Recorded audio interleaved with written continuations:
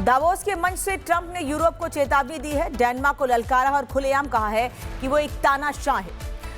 Donald Trump ने एक बार फिर ग्रीनलैंड पर कब्जे का जिक्र किया तो यूरोपियन यूनियन तिलमिला उठा है। साफ है कि ये सिर्फ ट्रंप की पॉलिसी नहीं, ये ग्लोबल पॉलिटिक्स का नया पावर गेम है। ट्रंप ने यूरोप को खुलेआम चेतावनी दे दी है। तो बता दें आपको कि इन सब के बीच यूरोप और अमेरिका के बीच खींचतान भी मची हुई है। रिपोर्ट देखिए।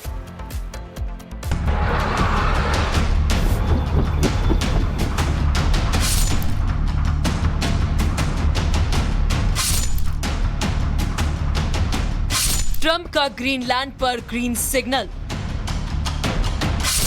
तानाशाह का ऐलान, दुनिया हैरान।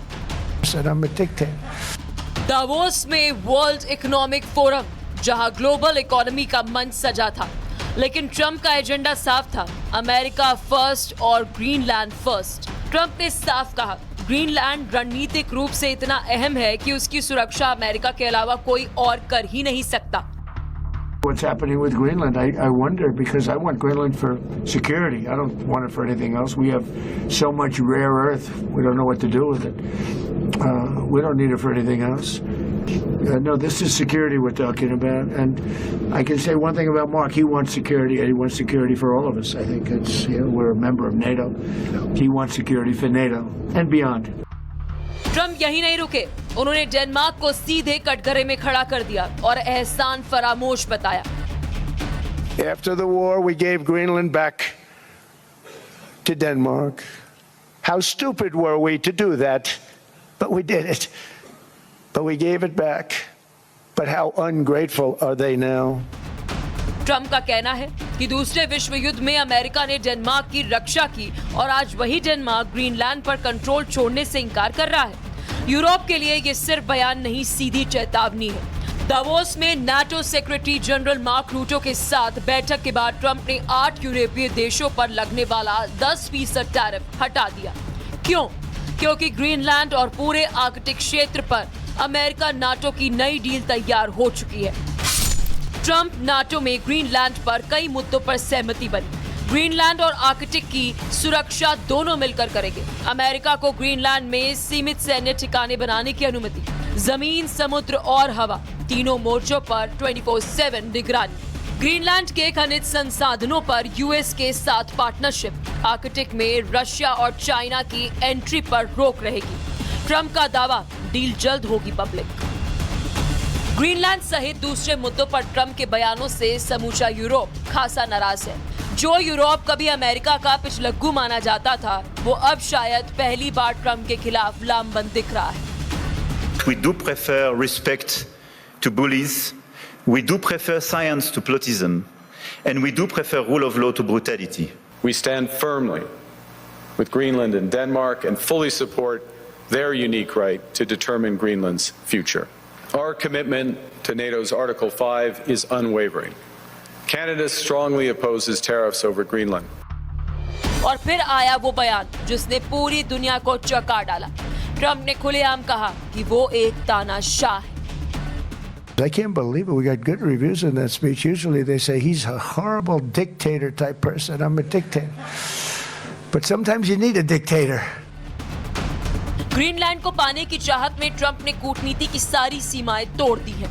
बर्फ की चादर ओढ़े ग्रीनलैंड आज सिर्फ एक द्वीप नहीं, महाशक्तियों की नई जंग का मैदान बन चुका है। ट्रंप का ग्रीन सिग्नल साफ है, या हमारी शर्तें मानो और नहीं तो हमसे टकराने के लिए तैयार हो जाओ। यूरोप और अमेरिका के रिश्तों में खटास साफ दिख रही है और अगर ट्रंप का यही रवैया रहा तो वो दिन दूर नहीं जब यूरोप और अमेरिका के अटूट बंधन बिखर जाएगा। Bureau report, Republic Bharat. और ट्रंप ने यूरोप को खुलेआम चेतावनी दी है तो यूरोप भी ट्रंप के खिलाफ एकजुट हो गया है। वो कौन कौन से देश हैं जो अमेरिका के खिलाफ खुलकर खड़े हैं, ट्रंप की बगावत कर रहे हैं, वो बता देते हैं आपको। फ्रांस, जर्मनी, ब्रिटेन, इसके अलावा डेनमार्क, स्वीडन, नीदरलैंड, नॉर्वे, ये वो देश हैं जो अमेरिका यानी कि ट्रंप के खिलाफ खड़े हैं। उनका कहना है कि अगर ग्रीनलैंड पर अपनी तरफ से अमेरिका ने कोई भी कदम उठाया तो ये देश एकजुट होकर अमेरिका को जवाब देने के लिए तैयार है। रिपोर्ट देखिए।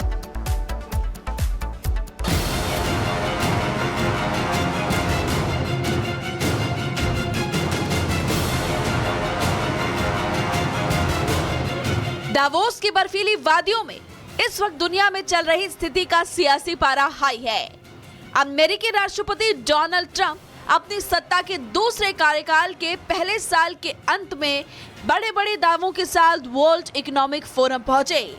यूरोपीय देश पहले से ही यहां पर ट्रंप के खिलाफ भड़ास निकाल चुके हैं। ईयू देशों के द्वारा अमेरिका को ट्रेक बंदूका की धमकी दी जा चुकी है। अब ट्रंप अपना पक्ष रखने के लिए यहां पर पहुंचे। उन्होंने अपनी स्पीच में पहले ये बताया कि उनके राज में अमेरिका डेड देश से आर्थिक चमत्कार बना दिया। इसके अलावा उन्होंने ग्रीनलैंड से लेकर यूक्रेन तक सभी मुद्दों पर विस्फोटक बयान दिए। ट्रंप ने यूरोपीय देशों को खरी खोटी सुनाई। गौरतलब है कि वेनेजुएला में अपने कब्जे के बाद ग्रीनलैंड पर नजर रखने वाले ट्रंप के खिलाफ यूरोपीय देश पहले ही अपना रुख साफ कर चुके हैं। ऐसे में ट्रंप ने कह डाला कि यूरोप सही दिशा में नहीं जा रहा। यूरोप की नीतियों की वजह से ऐसा हाल है कि कुछ शहर तो अब पहचानने लायक नहीं बचे और यूरोप को अमेरिका से सीख लेनी चाहिए। यूरोप के कई हिस्से अब पहले जैसे नहीं रहे, उन्हें पहचानना भी मुश्किल हो गया है। यूरोप की इमिग्रेशन पॉलिसी और आर्थिक नीतियां नाकाम हो चुकी हैं। आर्थिक मामलों में यूरोप को अमेरिका जैसा बनना चाहिए। यूरोप वही करे जो अमेरिका कर रहा है। ग्रीनलैंड पर ट्रंप की नजर है। वो किसी भी हाल में ग्रीनलैंड चाहते हैं। ट्रंप का कहना है कि ग्रीनलैंड पर स्टैंड को लेकर उन्हें दुनिया में नेगेटिव तरीके से दिखाया जा रहा है। हालांकि इस पर उनका स्टैंड बदला नहीं है। ट्रंप ने एक बार फिर से वही पुराना राग अलापा कि ग्रीनलैंड उन्हें सिक्योरिटी के लिए चाहिए। ट्रंप ने एक बार फिर से सफाई दी, लेकिन फिर से दादागिरी वाले मोड में ही पहुंच गए। ट्रंप ने यूरोपीय देशों से कहा कि नेटो को अमेरिका ने बहुत दिया, लेकिन जब बदले में कुछ देने की बारी आई तो सब पीछे हट गए। उन्होंने कहा कि उन्हें भरोसा ही नहीं है कि नेटो कभी अमेरिका की मदद करेगा। मुझे शक है कि जरूरत पड़ने पर नेटो अमेरिका की मदद करेगा या नहीं। अमेरिका हमेशा अपने सहयोगी देशों के साथ मजबूती से खड़ा रहता है। मुझे भरोसा नहीं है कि वो अमेरिका के लिए भी वैसा ही करेंगे। गौरतलब है कि नेटो पहले ही कह चुका है कि ग्रीनलैंड पर अमेरिका का कब्जा नेटो को नुकसान पहुंचाएगा। ऐसे में अब ट्रंप को इस बात की नाराजगी है कि ग्रीनलैंड के मुद्दे में नेटो अमेरिका का साथ नहीं दे रहा, लेकिन नेटो की इस बात को ट्रंप ने खारिज किया है। ट्रंप कहते हैं कि ग्रीनलैंड अगर अमेरिका के हिस्से पे आता है तो इससे किसी का भी नुकसान नहीं होगा। साथ ही वो ये भी कह गए कि अगर ग्रीनलैंड उन्हें नहीं मिला तो वो इसे छीन लेंगे। यूरोप सही दिशा में नहीं जा रहा है। चीन एक चालाक देश है। ग्रीनलैंड की सुरक्षा अमेरिका ही कर सकता है। अमेरिका ही वेनेजुएला को संभाल सकता है। वहीं अक्सर युद्ध विराम समझौते और शांति की बात करने वाले ट्रंप ने रूस यूक्रेन युद्ध पर दोहरा रवैया अपना लिया। पहले ट्रंप कहते थे कि वो यूक्रेन में शांति लाएंगे, लेकिन अब उन्होंने साफ कह दिया है कि यूरोप को रूस और यूक्रेन के बीच में युद्ध विराम की बात करनी चाहिए। साथ ही ट्रंप ने कहा कि वो पहले ही यूक्रेन को भारी आर्थिक मदद दे चुके हैं, लेकिन अब युद्ध रुकवाने की जिम्मेदारी यूरोप ले। रूस और यूक्रेन के बीच चल रहे युद्ध की जिम्मेदारी यूरोप की होनी चाहिए। अमेरिका यूक्रेन से बहुत दूर है। अमेरिका ने यूक्रेन को अरबों डॉलर दिए हैं। दुनिया में युद्ध खत्म कराने के लिए मैंने बहुत काम किया। अब ट्रंप की दुनिया को लेकर राजनीति की गर्मी से यूरोप जरूर पसीने में है। ग्रीनलैंड हो या नेटो, यूक्रेन हो या इमिग्रेशन, ट्रंप हर मंच पर वही पुराना राग दोहराते दिखे। अमेरिका फर्स्ट, बाकी बाद में। दावोस में ट्रंप संवाद के लिए आए थे, लेकिन निकलते निकलते वो एक बार फिर दुनिया को ये एहसास दिला गए कि उनके लिए ग्लोबल मंच भी घरेलू चुनावी अखाड़ा है। अब देखने वाली बात ये होगी कि ग्रीनलैंड को लेकर यूरोप और नेटो को घेरने वाले ट्रंप की इस राजनीति का धुआं कहां तक जाता है। Bureau report, Republic Bharat.